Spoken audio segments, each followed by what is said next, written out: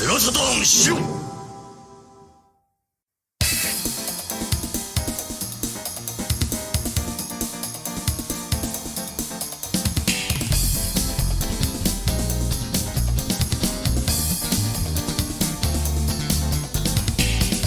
Hey everyone, and welcome to the SHIRO Editor's Corner, a completely new and unscripted series of mini-casts with your hosts Dave and Peter. Come join your elder SHIROs as we reminisce on our favorite Saturn memories in this new and nostalgia-packed podcast series. Hey everyone, Saturn Dave here. Welcome to the SHIRO Editor's Corner. I got my co-host with me, Peter Malik. How you doing, Peter? Doing pretty good. How are you doing, my friend? I'm doing great. Another hot weekend, but yeah, no, I've been playing a lot of that Tokyo Highway Battle and really enjoying it. Shouts to Malenko for translating it for us. Nice. Have you tried that? I have not, but there are so many translated games that I still need to dive into, and that's a good problem to have, I suppose. I myself have just finished off, I've been playing through Shining Force 3, Scenario 1. Oh, and wow. For the first time, I've played through the retranslated fan version. And it just makes so much more sense continuity-wise with the rest of the game. So that's what I've been up to. Nice. Well, in today's episode, we're going to be talking about Saturn hardware. Just general impressions, reminiscing over memories about Saturn hardware. So mostly we're going to be keeping in mind like what our thoughts and impressions were from back in the day, around 96 when, 95 for you because you rented the machine. But we also, both picked up Saturn in 96. And so I'm sure we had a lot of impressions regarding the hardware. And I thought I'd kick it off just by asking you, like, what was the biggest impression or impact that the hardware had on you personally? So, I mean, as you know, I kind of started off as a Genesis user, right? And so I was sort of familiar with Sega's general sort of design philosophy in terms of how, the hardware looked and sort of the solid feel of it. And so the first time I actually played a Saturn, when I rented the machine, the Saturn just looked so sleek and so futuristic and so heavy and kind of expensive, if that makes sense, I ended up, the rental unit was, of course, one of the launch models. So it was the sort of oval button unit. And first of all, this was the first game system I had ever tried that had, like a BIOS. So, you turned it on without a game and something happened. So it wasn't like a cartridge system where you needed that cartridge to sort of close the loop, right? Right. And so that took a little getting used to for me. It was like, okay, well, what do I do? How do I launch a game? Like, because these were early days. That wasn't so exactly right. common. You did not have a Sega CD, right? Until later. Correct. Yes. So okay. That was not something I had experience with before. So, of course, it took no time at all to sort of figure out, okay, how do you launch a game and how do you get things started? But to me, I was just over the moon with the fact that I could turn this thing on and kind of mess around with it without actually having a game in. And, it seems so silly in retrospect, doesn't it? But that was just the thing for me. So, so my first impression was like, okay, this thing is next level. It is bigger, it is heavier, it can play without there being a game in there, it has a screensaver, like it just, fanboyism, I guess, but that piece of it, I guess, blew me away. And I'm wondering if it was the same for you, or if you'd had experience with CD-based systems before, because you had a Sega CD, right? I did not. No, actually. I mean, so I'd been around friends' houses with Sega CDs. I think I was kind of familiar with the idea of a BIOS, and of course, we had a PlayStation in my house before a Saturn. So the PlayStation kind of has a BIOS. If you boot it up without a game, it does the initial Sony computer entertainment, and then it goes into the memory card manager. It's very bare bones, in terms of included software on the BIOS chip. But I was, blown away when I got the Saturn, and it came packed with like all of this stuff. Like, I mean, first of all, it had internal memory, right? With the little clock battery. So it had internal memory right off the bat, and it had like a CD player. And not only that, but the Yamaha sound chip and the sound hardware that was included with it, you could do some crazy stuff like removing the vocals or like warping the vocals, the changing the Yeah. pitch, doing all that kind of crazy stuff. So if you were a poor kid without that many games, you darn sure you were, spending time just messing around, grabbing all of Yeah. your audio CDs and putting them in there and being like, hey, look, I can Yeah. remove the vocals from this and make it a karaoke CD or whatever. Yeah. So it was a lot of fun. I don't think that can be understated. Yeah, the Saturn's BIOS is pretty It's robust. robust, isn't Yeah. it? Yeah, for sure. So I ultimately ended up getting a PlayStation much, much later, and yeah, by in comparison, it is so bare bones on Sony's machine. The sort of sound synthesizer, I guess, is really kind of fully featured, and you can do a lot of stuff and shuffle tracks and do all this crazy stuff that. And then you can turn it all down and just watch the screensaver with your CD music playing in the The background and everything spaceship. like that. The spaceship, yeah, definitely. And I have to admit, I kind of spent some time looking to see if there was a way to get control of that spaceship or whatever. Because I don't know if you remember, but on the Master System, on some versions of the Master System, you could find a hidden Right. game to play Yeah. without cartridge, right? So I was kind of wondering whether there was some way to, if there was some Easter egg or something that you could find on the Saturn. Sadly, there wasn't, but still, I have to admit, I spent some time looking. Hmm. So that was a bit of fun. Um, and That's I hilarious. actually even thought that the whole sort of front end was really kind of sleek. It wasn't just functional, but it was stylized, and the menus were sort of like a future retro kind of appearance. And to me, they're actually super appealing nowadays too. Mhm. Like they've aged quite well. It's nice. It's a nice look to it, Right. and I really like it a lot. And you'd mentioned onboard memory, and whether that was Sega's engineers sort of taking the lead in how this machine should look versus Sony's marketing folks realizing that this is something that they could extract, some extra money out of consumers by separating the memory and selling it as a little card. But it has just been it was a great thing to have onboard memory on the Saturn, compared to the PlayStation. And No even though it kidding. wasn't that much memory, it wasn't that much room, it was enough to get you by on 5, 6, 7 games easily. So that Yeah. to me was a big deal. Honestly, like having a PlayStation first, I just kind of thought that I wouldn't be able to save my game. So again, I Mm, have to go back and to what I said before in the last episode that I didn't really read up on Saturn before I got one. I mm, wasn't one of those kids who like knew all about it. It definitely caught me off guard. And I didn't know much about it, so I didn't even know that I would be able to save games. I just kind of bought it with the assumption that I'll have to save up and try to buy a memory card later. mhm, And then of course I was like really pleased and surprised to find that I was able to save my games like right out of the box, which was amazing because you just couldn't do that with the PlayStation or any other CD based system. Really, I mean, it was like the uh, even the well, I guess that's not fair. I guess with the Neo Geo CD, I guess you can, but that's another story entirely. yeah, But the yeah, fact is, I was blown away by that, and I thought that that was rad.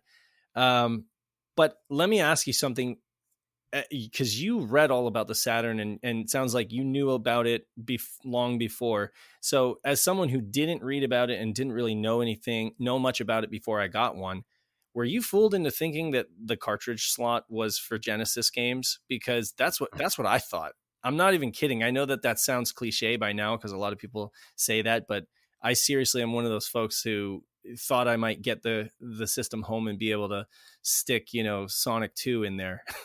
yeah, yeah. No, so that's such a good point because you're right. That is something that's just prevailing out there, right? That when the Saturn launched, it could play Genesis games or whatever because it had a cartridge slot, and of course it can't. Yeah. But so initially, when I saw photos of sort of prototype Saturns and whatever where there was a cartridge slot, I thought, oh, right on, this is awesome. I'm gonna be able to play some Genesis games, maybe even some 32X or something. But I was able to read pretty quickly that no, this the two platforms are completely incompatible. So Hmm. so I knew. And I didn't think that Sega was in any way misleading in trying to get people to think like to actively sort of, perpetuate No, that no. um but there were nevertheless, I thought, a lot of people that did think that you could play Genesis games on a Saturn out It of the just seemed like a box. logical conclusion. I mean, they It already had did. like they already had the the base converter or whatever for the master Mhm, system. It was mhm. like backwards compatibility was kind of a thing back then. Like it was an emerging thing that you saw more and more with backwards compatibility with the Super Nintendo being able to play like Game Boy games and stuff like that. So Yep. those kind of things were common enough to where a Yes. kid would think, "Oh my gosh, this is going to be the coolest thing ever. There's a cartridge slot, I can play so yeah, you're right. Sega certainly didn't publish anything to mislead people. I would argue they didn't publish a whole lot at all because like I said, I didn't know anything about it, but and again, I didn't have my ear to the ground, but it definitely caught me off guard. And so I did try, and quickly find out that, yeah, okay, this must be for something else. And then Yeah. of course, come to find out, the the memory card was like this huge cartridge. And that just Mhm. seemed like a missed opportunity to me because that was a little funky, because memory cards by that time I thought of it as being like something like the Sony PlayStation. It was supposed to be like this tiny little card that you could fit in your pocket and take over to your friend's house. So that was kind of Isn't silly, you know. See, and isn't that interesting? Because again, having grown up with Sega, my idea of a memory card came from, and even though I didn't own one until later, if you recall, Sega CD, it did have a tiny Right. bit of onboard memory, but you could buy like a Genesis looking cartridge, Mm-hmm. Mm-hmm. stick into the Genesis, and that was sort of the larger backup cartridge. I So, know that now. I know that. Yeah, I learned later right? on that that's the format that those the backup cartridge was basically like a Genesis cart. I don't think at the time that I was aware of that. So that's Yeah, funny. and see, so to me, knowing that, that was a Saturn cartridge slot, that was to me like a very sort of natural evolution of Hmm. Sega hardware. Like that to me made sense. Whereas Sony's tiny little, not even credit card size, they're even smaller than that. Memory cards, to me, that was different. So it's funny how we have a different perspective there, Hmm. right? Because yeah, to me, the Sony stuff was a little bit weird, whereas the big giant cartridge was more normal to me.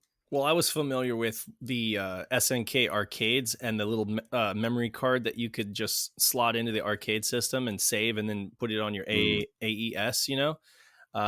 I was familiar fair. with that, and then when we got a PlayStation, it just seemed kind of logical that it would be a memory card. Because that's what they called it, a memory card. Um, Mhm. Honestly, it seems like it would have made perfect sense for them to take the backup RAM cart from the Sega CD and just continue using it on the Saturn. And they had that Motorola chip, in the Yeah. Saturn. They could have had some backwards compatibility stuff going on there. Maybe it was even in the works, but maybe it just ended up being a money thing. Who knows? Okay, so I do recall reading, and oh my goodness, it's going to bother me now that I can't remember the source or the circumstance. But I do recall that because the Motorola 68,000 chip was employed in the Saturn as the sound processor, Hmm. that backwards compatibility was on the table at one point. Hmm.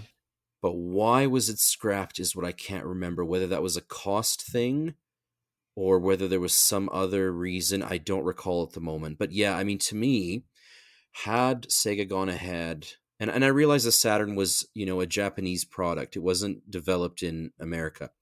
But had they gone where of course the Mega Drive didn't do very well, but had they gone ahead and implemented backward compatibility with Genesis, I think that would have done a ton to save them from the sort of PR beating that they took by Hmm. releasing and then abandoning the CD and the 32X. So, Hmm. but ultimately they chose not to. But I look at the Saturn hardware, and to me, that is the last piece of Sega hardware that you could tell was just designed by the hardware folks with a lot less input from the PR folks. Like if you think Right. of, all the capabilities of it, the fact that it does have onboard memory, the fact that it has such a robust, music player, and the fact that there are, multiple ports for additional expansion, models and so on and so forth. Whereas if you look at, again, the PlayStation, It was very sort of streamlined, bare bones, yes, but streamlined and effective in all the right places, right? So, you could tell that, okay, so yeah, obviously it was engineered by folks that knew how to work chipsets, but the fact that the memory was separate, that seems to me as more of a marketing move. The fact that it doesn't seem to have nearly the amount of ports that the Saturn has, that seems to me a very sort of product focused approach as opposed to a designer's approach, if that makes any sense. Hmm. And Yeah, so it just seemed like a machine that was made by gamers for gamers.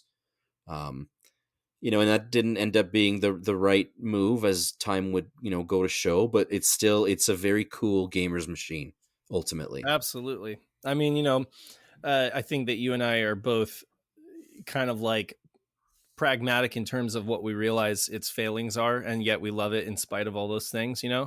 think that it definitely, I mean, as someone who even enjoys the 32X library, and I like the 32X, even though I totally admit that it did more harm than good, for Sega, really. And I think that Mhm. it does make more sense that they, without the 32X, could have had the backward compatibility on the Saturn, and use the Saturn to augment old Genesis games, or extend the releases for Genesis games, but also have, when combined with the Saturn, you could have CD audio and stuff like that.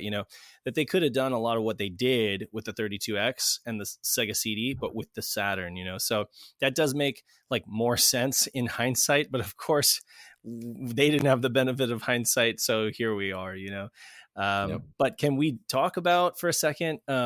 Just how sexy the Saturn looked, at least personally speaking. Like, I think that the PlayStation was definitely a striking machine. It did not look like, any previous machines. It was very kind of squat and flat, and it had this huge disc lid. So it had its own look going for it. But the Saturn, I think, just as far as like a sleek system, it's one of the best looking game systems that I've ever seen, and I still feel that way. How about you?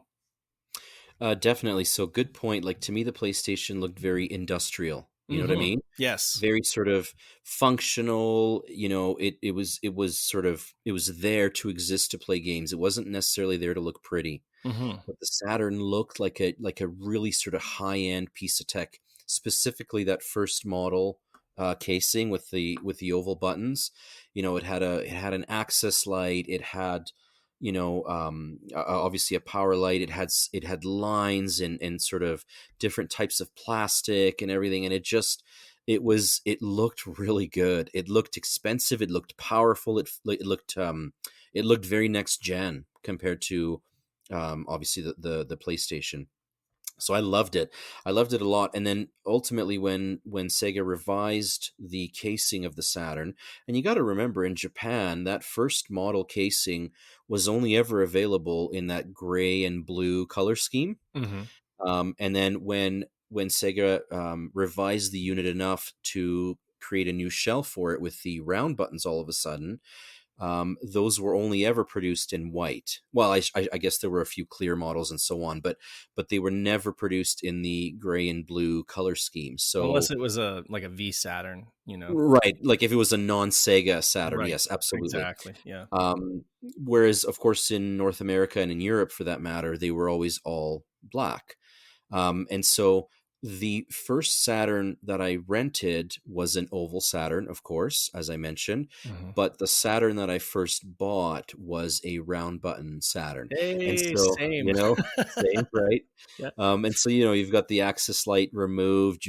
There's actually a little known memory reset soft button on the motherboard that you can access through the battery port on Right. Model 1 Saturns. Mhm. That was removed on the second version of the casing, all the Mhm. Saturns that came after that. So those were all gone. And there were a couple other sort of streamlining design choices that were made for the second model.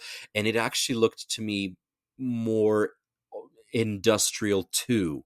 Like, it wasn't, it was still, I thought, a very sort of sleek and sexy machine, but it didn't have that sort of high-tech, futuristic, hi-fi look of the first model's Hmm. case. Do you know what I mean? Yeah. Like, I guess. Like I think that the popular answer is for a lot of people is to say like the Model One looks better, right? Um, one thing's for sure, the Model Two, and we're calling it Model Two just in terms of the case design, okay, correct. folks, because Yes. we are Yep. well aware that there are numerous revisions of the actual motherboard, and they come in all different flavors, and they've gone in both cases, so, and Peter could do an entire dissertation on that probably, but for the time being, we're just referring to the case here. The Model 2, quote unquote, it was my first, and I loved it. I absolutely loved the design. So when I'm talking about how sexy it was and how sleek it was, I'm referring to the Model 2. Mm. Yes, I do absolutely love the Model 1, and I have a couple of them, even one complete in box, and I think it's amazing. Obviously, it's obvious just from an aesthetic standpoint that there were cost savings in the Model 2. It's just kind of, I wouldn't say it looks like they took shortcuts, but they've definitely reduced costs, using Yep. less one kind of plastic instead of the two different kinds of plastic, with the shine and the gloss and everything like that. um, Overall, the Model 1 seems like a more expensive unit, but I do still have a really fond place in my heart for the Model 2. I just, I probably have more Model 2s than I do Model 1s, because it's just kind of, they're very dependable too, in terms of, Yep. at least anecdotally speaking, I can say I've had more luck with the Model 2s in terms of the lasers and stuff like that, even though they were meant to cut costs. They also had like most of them had a streamlined motherboard, where there wasn't like as many daughter boards. It was just kind of pretty streamlined. Oh yeah, definitely. And to be honest, I don't want to give the impression that I dislike the look of the Model 2 case either. Right. I think they're just both fantastic. Really top notch. And interesting that you mentioned sort of cost cutting and whatever. Even back in the day when the Saturn was current, it was widely reported that it was a very well built machine, that the failure rates of these units were exceptionally low, that people didn't have problems with them. Because I don't know if you recall, Dave, but at the very beginning, Sony had all kinds of problems with their lasers going really bad on the initial PlayStations. Hmm. And I think it had something to do with using plastic, like the track upon which the laser moves up and down Oh was a yeah. plastic that, like it warmed when the unit was on for extended periods of time, and it warped that track and it wore it out. And so eventually folks had to, like, play their PlayStations facing sideways to get more Yes, traction and I've heard all about that that. I've kind of stuff. never myself experienced the having. I mean, my PlayStation works great, but to this day. But I've heard about people having to like sit them up sideways, and they Yeah. even built like, trays for them to be sat sideways or whatever. That's funny. Yeah. Whereas that was never an issue with the Saturn. It was always regarded as a very well built machine with, I don't, potentially higher quality components and so on and so forth. And again, to me, that speaks of this is a designer's machine. Hmm. They had the primacy over, and the final say over how the units would be built. And so whether you're talking about the very first board revision all the way through to the very last one, they are very sturdy. And, of course, as you go through the various revisions of the Saturn, the internals of the machines get smaller and more streamlined, and there's less daughter boards until eventually there are no daughter boards, and it's all on one board, and the board itself gets smaller. Then there's a reduction in how many chips are used, and so on and so forth. But regardless of which revision we're talking about, I've never had a Saturn fail on me for, like a component going bad or anything like that. Other than potentially I've had to mess around with a few of the lasers simply because, they've worn out. the the Um, the nitpicks that I would have to say are problems with the design. If I had to, I would point out that I don't feel like the controller ports. It uses a proprietary connector.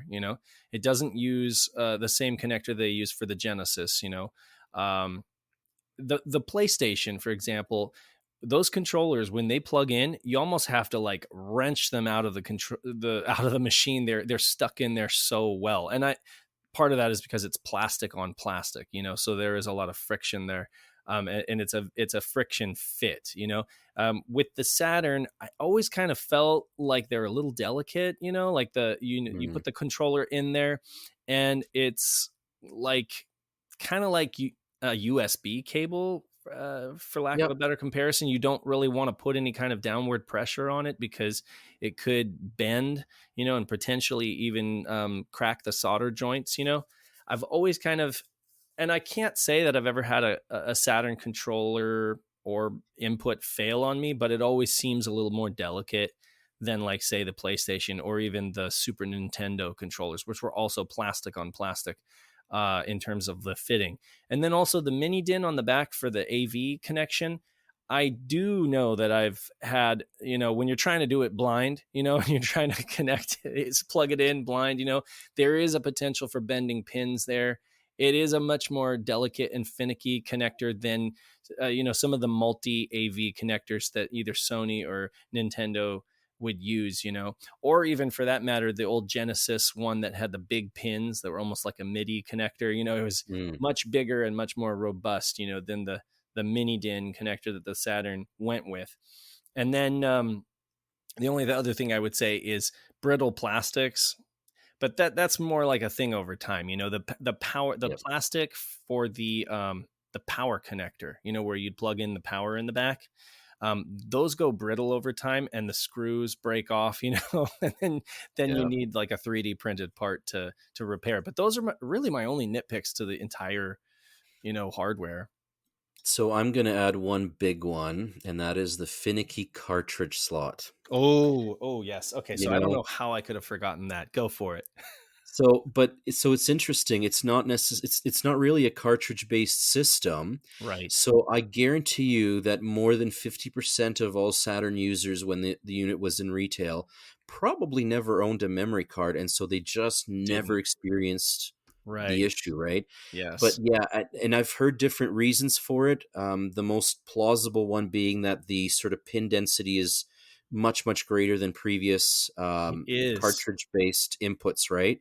And so therefore, it's a lot more finicky to just get it in there and seat it correctly, and add to that the fact that you could buy third-party peripherals that would plug in, whether it was Action Replays or Game Sharks or you name it, and the PCB boards there were potentially either thicker or not beveled or whatever. So you were sort of distorting and sort of pulling apart the pins or the connection in your cartridge slot, and so it became a weak point for me for the system, that cartridge slot, especially for heavy users or hardcore users who wanted to swap between memory cards and the 1 megabyte cartridge or the 4 megabyte cartridge or whatever, the Or the Netlink, Netlink. Exactly. whatever, right?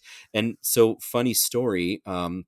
So I have multiple Saturns, and I a few months ago was testing local head-to-head Netlink because I've got a telephone line simulator and all the rest of it, a couple Netlinks, and I just was having an absolute bugger of a time trying to get the setup to work.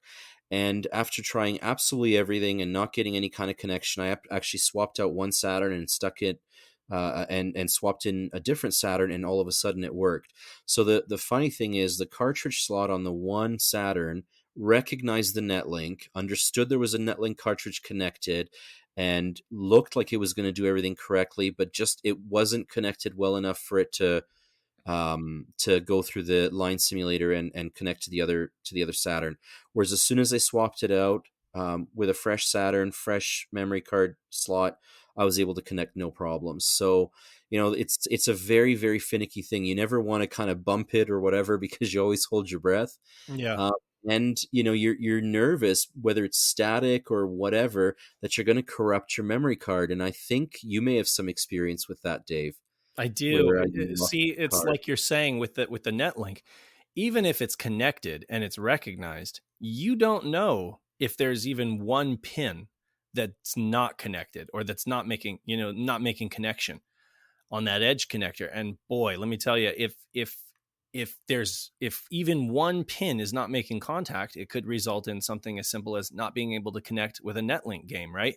But it could Mm. also result in corrupted memory, corrupted save to your backup memory card. And I had this issue where the backup memory card was seated, it was recognized. I thought everything was good, so I went ahead and saved my game of Shining Force or whatever. Come to find out, then I go back and I'm trying to retrieve any of my data from the card, and it turns out the whole thing's been corrupted, and I can't access any of the data, any of the saves on the entire card. And that's literally my entire save library backed up to that backup cart. And I wanted to cry, honestly. And Peter, of course, had some experience, and he gave me an excellent tip, which is turn on your memory manager and attempt to perform a reformat of the backup card. And then as soon as it initiates the reformatting, power off the system immediately.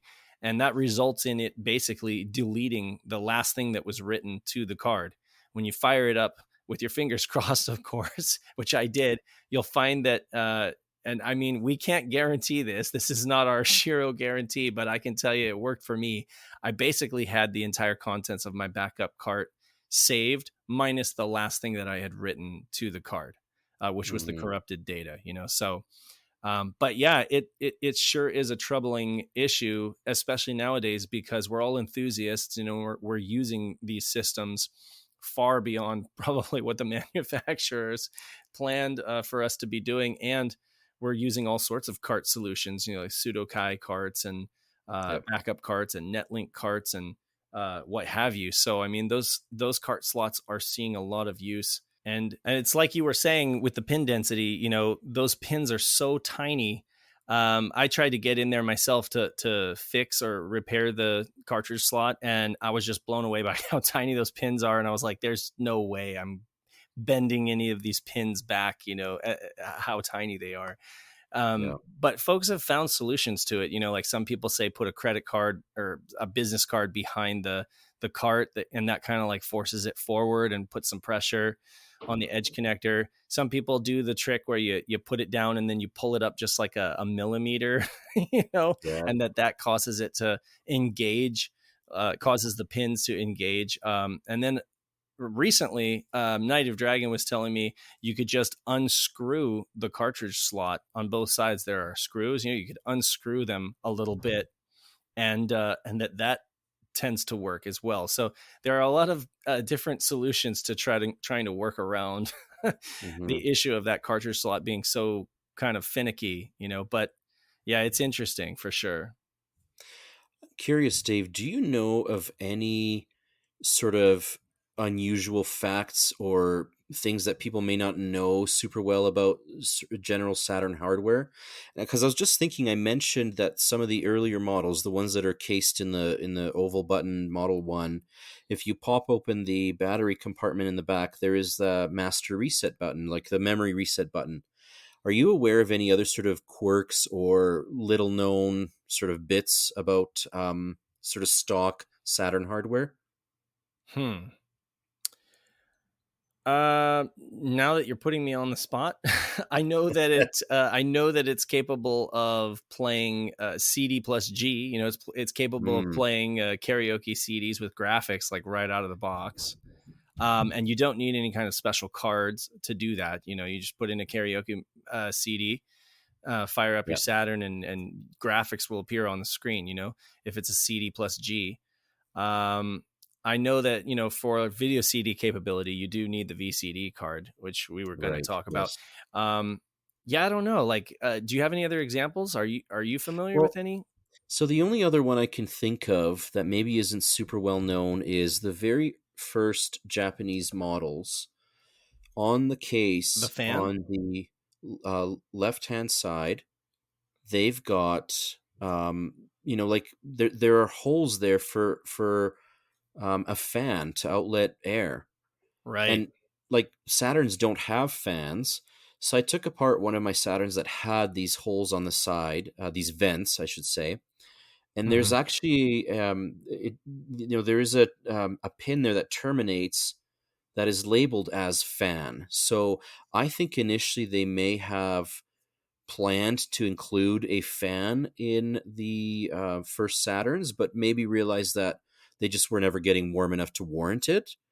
But that's something Right. that's super neat, and you don't see those on any North American or European models, and you only see them on the very, very first runs of the Japanese Saturn. So not even all the gray cased models will have them. But it's just, to me, that was such a neat thing that it was maybe something that was planned all along and maybe just kind of scrapped or pulled at the very last minute. So it's a neat little sort of um, bit of trivia, I guess, that not very many people are aware of. Yeah. I know exactly what you're talking about. So, there, it would be interesting if anybody, perhaps that champagne model, that was like Yeah. an early, an early like teaser shot of the system, maybe that one actually had a fan on the board or whatever, but who Yes. knows. Yeah. So that's cool. Definitely. I don't own one of those models, but I've definitely seen them and thought to myself, well, then they ended up putting a fan in there for the Dreamcast, and of course Yes. that system needs it. you know, Yes. like Yeah. the Saturn doesn't get that hot, but I guess long gameplay sessions it can get pretty hot, especially when you got like the Netlink on there, or Hmm. like another cart that has voltage going through it. It can get pretty toasty. Yeah. I typically do my gaming on any Saturn other than the very first models, simply because the very first ones had the power supply unit sort of mounted on the plastic casing, the top of the plastic casing of Hmm. the Saturns, whereas all subsequent units had it resting within the machine. And so the heat transfer is just greater into the plastic from those very first machines. So, I'm not suggesting that that is, worse, or that's going to lead to degraded performance or issues down the line. But just as, out of an abundance of caution, I tend to use those units less, or at least for shorter play sessions, Right. because of that shell mounted power supply unit. Which, and I mean, so I take apart all my Saturns as I get new ones and all the rest of it, because I'm always curious to see what board revision I've got and all that. But opening up the very first revisions of Saturns, I mean, those things had ribbons and cables and weird daughter boards and tiny little, like there are separate daughter boards, like micro daughter boards for both the access light and the power light, which Exactly. which is just madness, right? And then Yes. the Yeah. the the top mount and the amount of tape that is inside the unit Yes. to sort of keep all the wiring where it needs to be. Like, no wonder these things cost as much as they did to produce, Right. you it, know? it was just like you were just thinking like, okay, this obviously they didn't have a lot of time to kind of like work out the streamlining of this thing. It was just, I mean, I can, Yeah. that's where, the anecdotes of it being kind of bolted together. People say, oh, they bolted on a processor at the last minute. I mean, obviously that's not how PCB fabrication works. And I mean, anytime you add anything to it, you do have to make sure that everything works in harmony. But at the same time, it's definitely messy compared to, you know, the cleaner kind of board designs that we see with like the PlayStation, even from the very beginning. Like, yeah, Yep. it went through several revisions for that purpose, for that very reason, because it took a lot for them to be able to get it down to a reasonable cost where they weren't just bleeding, Yes. with each system that they sold. And then, but that's of course none of this stuff. I didn't know any of this stuff back then, though. Again, like my 17, 16, 17-year-old me didn't think about any of this stuff. I don't think I ever cracked open my Saturn to like mess with it. I was just happy that it played games, Hmm. Hmm. and in terms of that, I would say that I was super happy with it, with the hardware. I think we both kind of agree that those shoulder buttons on the early Mark One or Model One US controller kind of sucked, like they Mm. felt like really poor remote buttons or something. I don't know. They just didn't have any kind of tactile feedback. That was one of the things that I noticed that felt kind of cheap to me. Were those shoulder buttons? They were just clicky, but with no Yes. real travel, So it just kind of felt That's, like, yeah. yeah. Whereas the model, quote unquote, Model 2 controller, or the original controller that they had over in Japan, the one that everybody loves so much. Feels great for fighting games and whatnot. That one has better shoulder buttons, but arguably there's still not a lot of travel with those buttons. They're just digital little Yep. clicky buttons, but it is a better design, than what we got originally.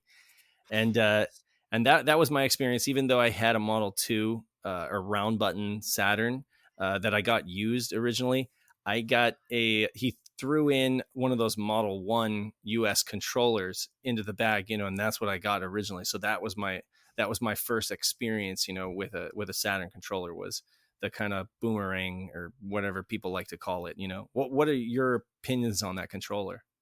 So, okay, so the first couple times I rented a Saturn before I bought one, it was a Model 1 Saturn and it came with the Western controllers. And exactly like you. Okay, so first of all, I just want to say they look absolutely the business. They look amazing. I love the look. I think it complements the look of the Model 1 Saturn shell tremendously. I think it just looks super, super cool. In contrast to the PlayStation's original controllers, which I honestly thought looked like crap. I did not like those at all. But anyways, I would agree with you. So the buttons felt fine. The face buttons felt fine. That sort of weird concave directional button, that took some getting used to, but that wasn't too much of a problem for me. I also thought that it looked super good too. But those shoulder buttons, definitely something to get used to. And I mean, I had used a Super NES controller before, which had shoulder buttons. And to me, it was like, okay, they click more, like you sort of hear a click, but it wasn't until I tried an actual Japanese controller that I was like, okay, yeah, okay, so this feels far better. So yes, in retrospect, the original sort of Western controllers, they looked well. But how did you feel? How did you feel that they sort of felt in the hand? Because to me, they look amazing, but there's sort of an awkward grip. I don't know. Maybe it's It's just like me. I don't, it's like a barrel chested person or something. It's just kind of, I don't know. It doesn't feel terrible in your hands. It's Okay. just it's just I was so used to even like the large Genesis controller, or definitely the SNES. As I said, I was a huge Super Nintendo fan, and I mean, the SNES controller just felt really, really solid to me. And the shoulder buttons used like rubber membranes, they felt Mhm. softer, and there was a little bit more travel on them, versus these Saturn buttons that just basically gave you a click and not much else, almost felt Mhm. like you weren't even pressing them, and you had to press them in a certain part of the button in order to get, in order to, so if you were playing like a racing game where the acceleration was mapped to, one of the shoulder buttons, it just didn't feel very good. As far as the shape goes, it was fine. I thought it looked okay. Honestly, I thought it looked weird. I think my brother and I both kind of thought that it looked uh, bulbous and weird. Like, honestly, I thought that I didn't really like the D-pad. I didn't. I didn't like Yeah. the Sony PlayStation's D-pad either, though, for that matter. So it was about tied. The PlayStation. It's like you say, the PlayStation's controller was kind of out of left field too, with the grip sticks and stuff like that. People were still figuring out how to make a good controller back then, but Sega really hit the nail on the head with the Japanese Saturn pad, and I think that they realized it too, because they ended up bringing it over here to the West, and the rest is history. I mean, that's really the pad that a lot of people love to this day, and claim Yes. that it's the best for fighting games, and a lot of other stuff too. It just feels better. Like, I like Wipeout on the Saturn because you get to use that pad. I don't really Oh, like yes. playing Wipeout on the PlayStation, even though I feel it performs better. I just don't like playing it with the PlayStation's D-pad, Agreed, and I'll say the same for Tomb Raider. Actually, obviously that performs better on the PlayStation than it does on the Saturn, but that PlayStation D-pad just doesn't do it for me. To me, it's almost immersion breaking. It's Hmm. that bad. I really, really dislike it.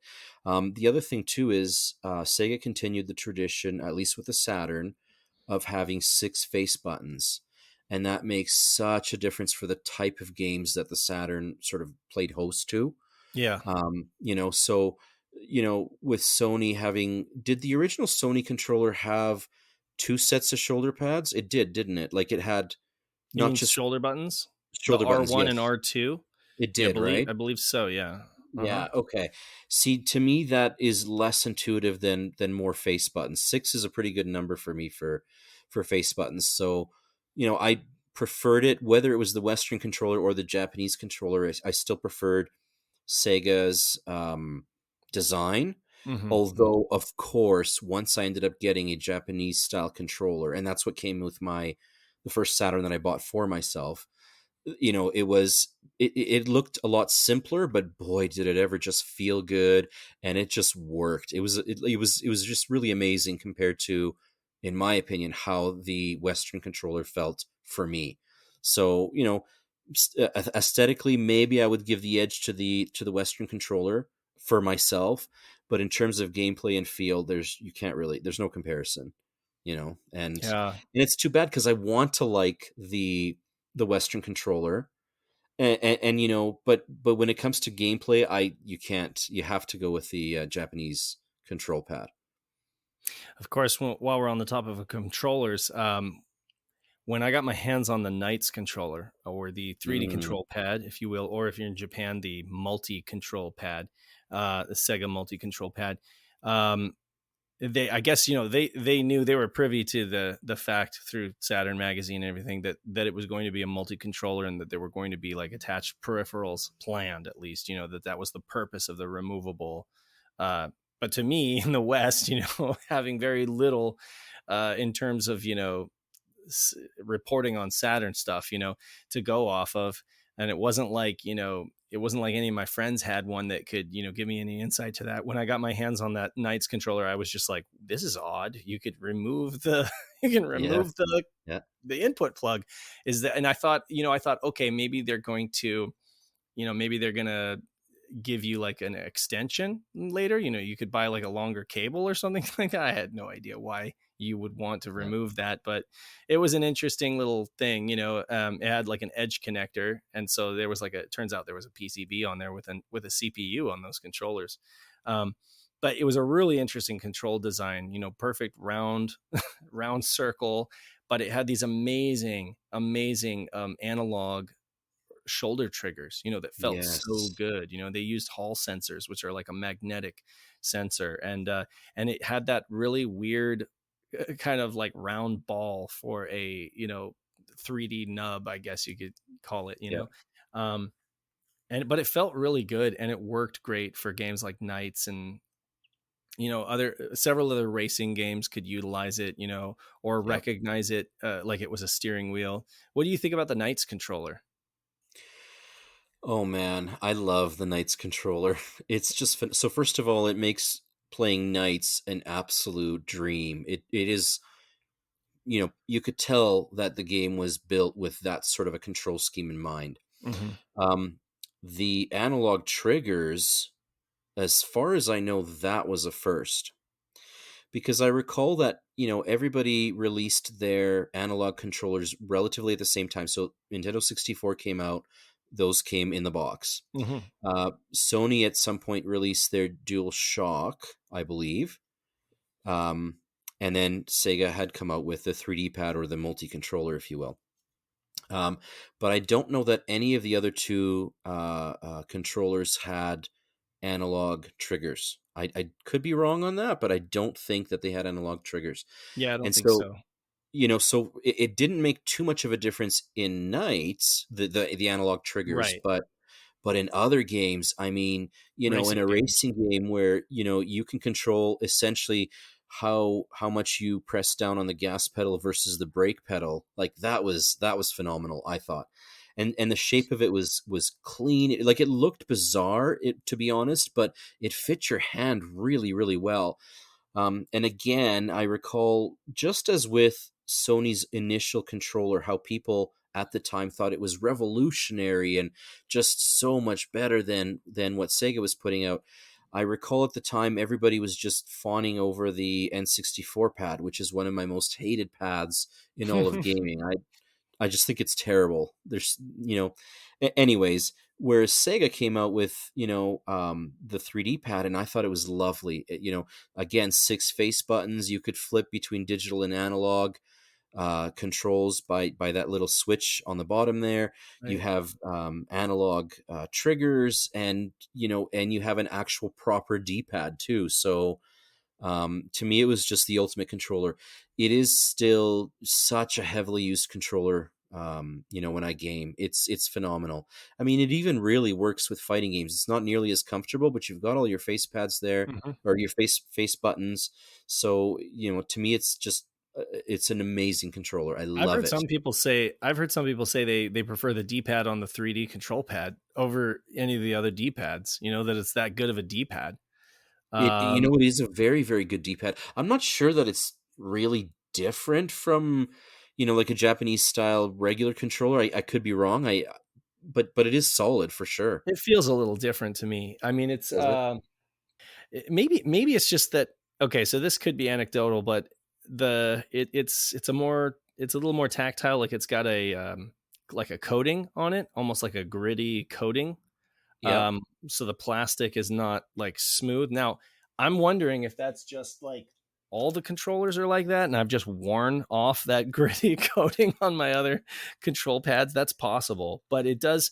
You know what it is though, is that it's kind of in the center of this large surrounding circle, and it's just Yep. got more space on the sides. So I would say that you could kind of like when you do quarter circles or like half circles and stuff like that, it just feels different. It's interesting. It may just be anecdotal, but again, I have heard people in forums and on Facebook groups say, "Oh, I like the D-pad on the 3D control pad better than the one on the regular controller." So it's worth mentioning. And then I also Yeah. like the start button, which is like this rubber texture.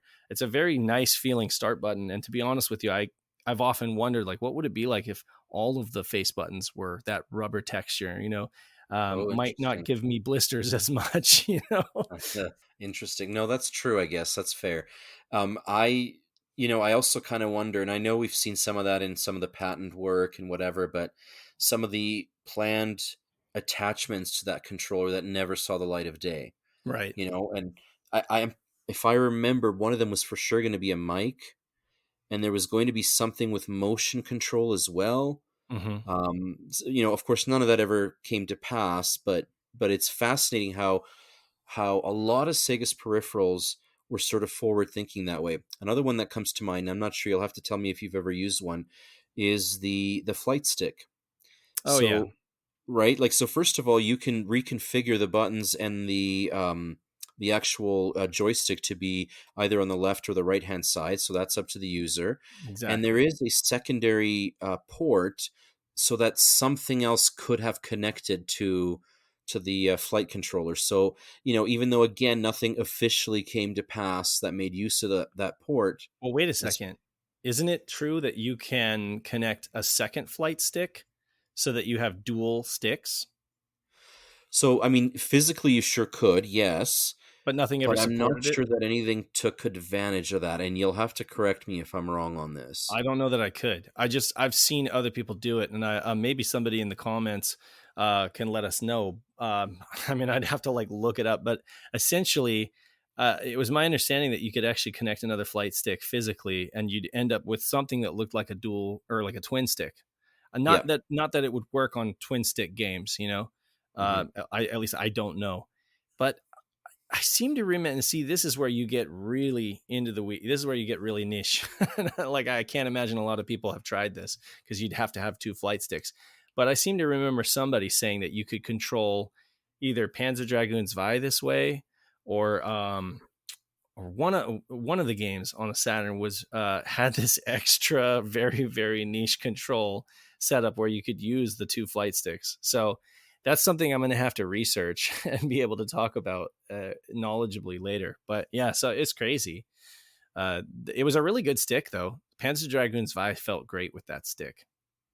Yeah, I like the stick as well. I actually only have one. Otherwise, because I know you can connect two sticks physically together. That I am aware of, but I'm not sure whether anything actually takes advantage of it. But Hmm. it would be neat to see whether, like you were saying, that the Panzer game would do it, or if there would be any kind of different effect or whatever that gets activated. So Hmm. that, unfortunately, I don't know. Um, Ever use an arcade racer? Absolutely. I'm sitting right next to one. Right Can I on. say that it gives me any kind of competitive edge? No, no, I cannot actually. I slide around like there's oil on the track when, when I'm using that thing in Daytona. I mean, it's fun. Don't get me wrong, and some people are probably going to say this is sacrilege, So I didn't have one back in the day. I picked one up within the last few years, just as a Mm. Saturn fan getting back into collecting for Saturn and stuff. And so I have a gray Japanese model.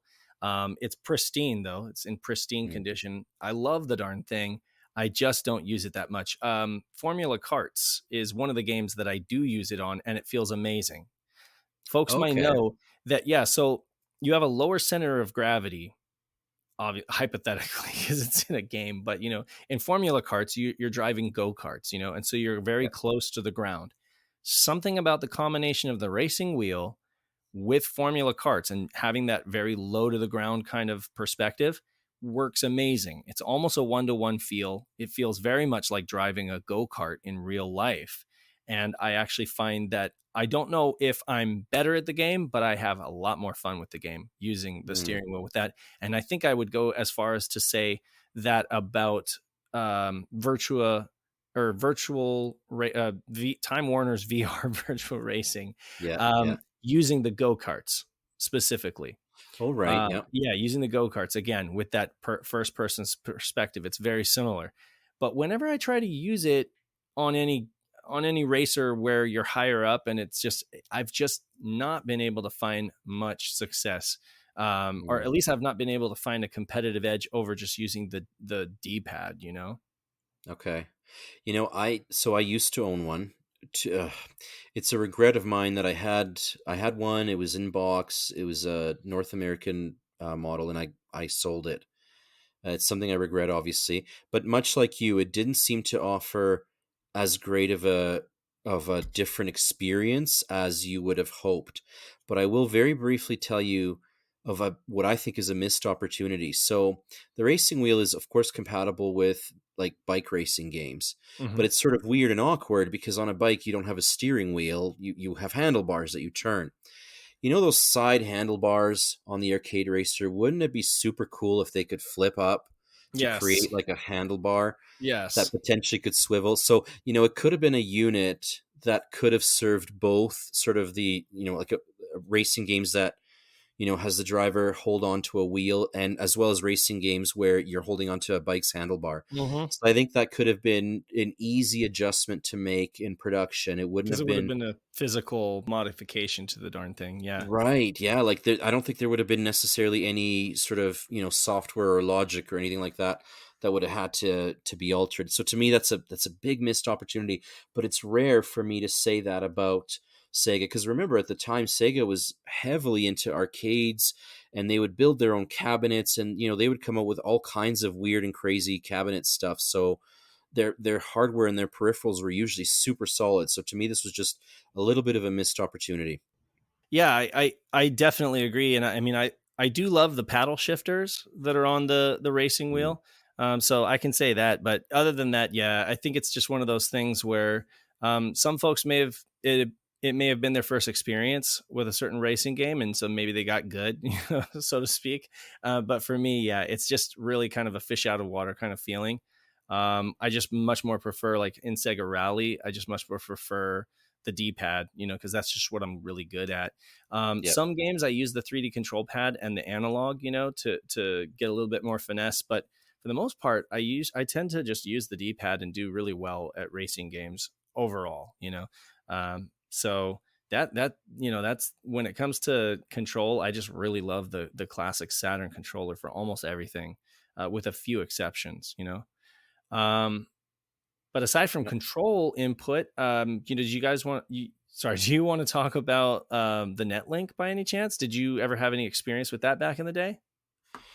No, not back in the day. I'm actually fairly recent to the Netlink, and my experience with the Netlink is limited to getting it to work in local head to head.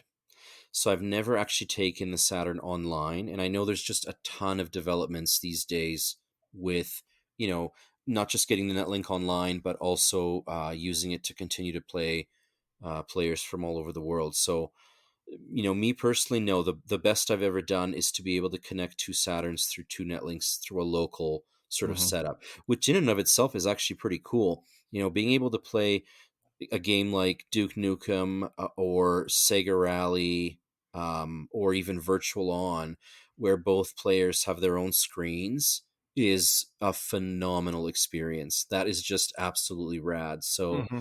but in terms of playing folks over the internet, I do not have any experience. But I think you do, don't you? Yeah, it's not experience from back in the day though, because I will admit I was not playing Netlink back in that. My first online console experience was definitely Dreamcast and PSO. Right. But yeah, subsequently I did pick up a Netlink, and I really enjoyed playing over VoIP, uh, using the old method that Joe, Sega RPG fan, brought about with Zaiden.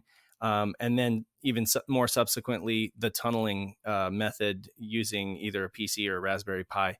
It's been really fun, and I've got to kind of like experience what Netlink was like, direct dialing another player. It's been a lot of fun, and I think it's an amazing peripheral, really for what it is. Very, very forward thinking, ahead of its time, and just, ahead of the market, really, that just the market was not there yet.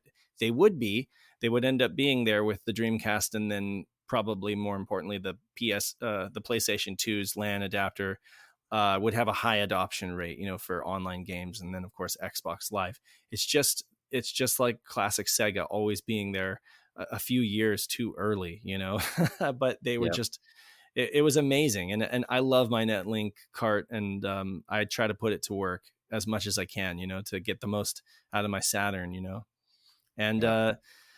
yeah, there's a lot of great things that we're kind of discovering in this way. A lot of these great peripherals, like the VCD card. Folks are messing around with that, and of course we're getting translations like the Lunar MPEG card version, that'll Yeah. utilize that, and so folks have more reasons to invest in those niche peripherals in order to get the most bang for the buck out of their Saturn, and keep it going on all cylinders, So I really appreciate the fact that the Saturn did have a pretty robust library of peripherals for it, and there's something for everybody, really.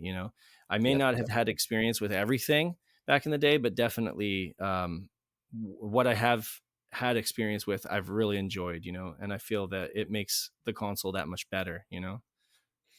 Yeah, and I mean, just to sort of wrap up that topic, it almost seems to me like if I think back to what it was like when I was young and the Saturn was at retail, it was current. It was more important to me to spend money on the games. I wanted the game experiences.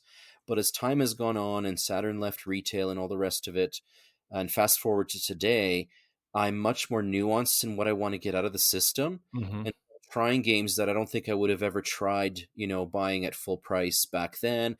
And the same goes with peripherals. It's no longer necessarily a big giant expensive purchase or anything like that, or even a purchase in lieu of a game or two, Right. so it's given me more of an appetite to try all these different things. Hmm. But they were there while the system was current. And I would also say, Dave, that the Saturn, and to a lesser extent the PlayStation, that was really the last generation of game consoles that released with like a full suite of peripherals. You had your fight Right. stick, you had your flight sticks, you had your racing wheels, and so on and so forth. In the future, that wasn't even as early as the Dreamcast, that wasn't as pronounced. It wasn't as much of a feature of the launch lineup Right. Hmm. as it was for the Saturn. So it truly, to me, the Saturn was sort of like the last gamer's machine that was put together primarily by hardware people and designers, as opposed to PR guys or marketing guys, Hmm. that took into account that rich arcade heritage. So it immediately offered you solid peripheral hardware to complement your console. And so to me, it's sort of like the end of an era in a way, Hmm. because even Dreamcast, in my opinion, moved away from a lot of those sensibilities. So it was a nice sort of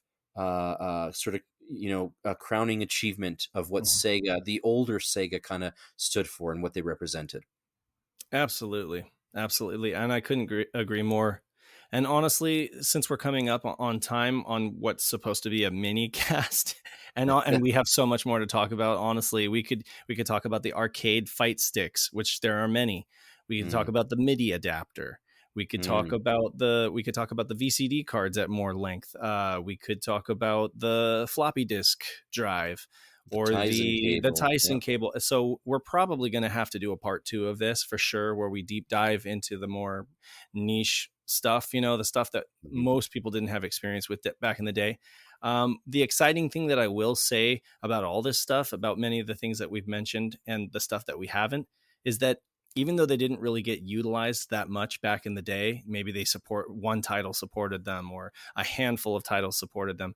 The exciting thing is that now with the homebrew community being what it is, and people really starting to unlock the potential of the console, there is promise of and hope of these units, these peripherals being used more. Like for example, uh, Anthony Knight of Dragon was able to put twin stick support into the English dub localization of Bulk Slash, which was amazing. So I'm really looking forward to more of that kind of stuff in the future. And who knows, maybe we can really put these peripherals through their paces, through the homebrew scene, So that's Yep. something I'm really excited for moving forward, just to see what folks are able to do with these things going forward. Absolutely. And just like that, the Saturn story continues, and Absolutely.